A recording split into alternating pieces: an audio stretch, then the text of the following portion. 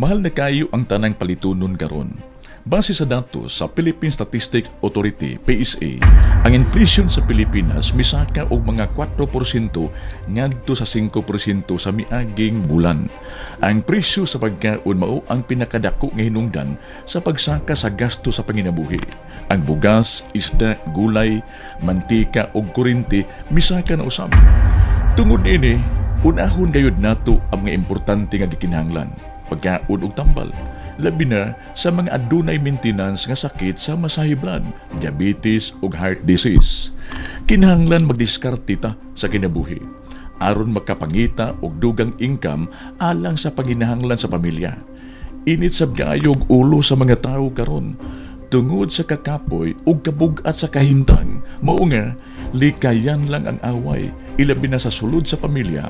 Ang gamay nga problema dili kinahanglang padakon pa. Nabuhi gani ang hulmigas nga nagkamang kita pagkaha nga dunay tiil og gamot. Makapangita gihapon ta og paagi aron makalahutay. Ang uban nga ekonomista nag-ingon nga usa sa hinungdan sa pagsaka sa presyo sa lana mao ang tensyon sa gubat sa Middle East. Ilabi na ang tensyon tali sa Iran ug Israel nga adunay impluwensya sa ang Estados Unidos. Tungod niini, misaka ang presyo sa crude oil sa world market nga usahay moabot og $80 ngadto sa $90 kada baril. Kung musaka ang presyo sa lana, musaka usab ang pamasahe, transportasyon ug presyo sa daghang produkto tungod kay ang petrolyo gigamit sa transport ug produksyon. Naman tuod ang gobyerno nga nagpatuman og mga programa sama sa fuel subsidy ug ayuda sa ubang sektor apan daghan gyapon ang reklamo nga hinay ang pag-abot sa tabang sa ordinaryong katawhan.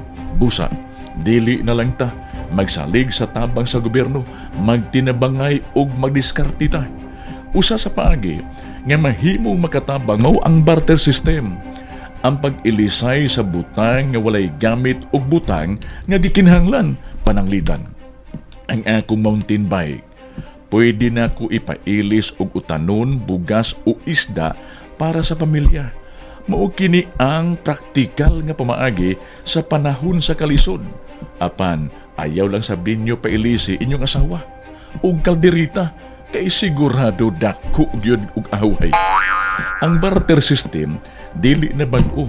Sa tinuod ni uso kini pagbalik sa panahon sa COVID-19 pandemic niadtong 2019 diin daghang komunidad sa Pilipinas ang nagbuhat og online barter groups aron magtinabangay sa panahon sa lockdown o kakulang sa trabaho. Sa karon nga kahimtang, amping tatanan, batukan nato ang kalisod, pinagis paningkamot, pagtinabangay ug pagampo. Kay bisan lisod ang panahon, ang paglaom dili mawala basta magtinabangay ang katawhan. Ako si Efren Lonson, ang inyong komentarista, Bundanat. TV is a proud member of Philippine Press Club Incorporated.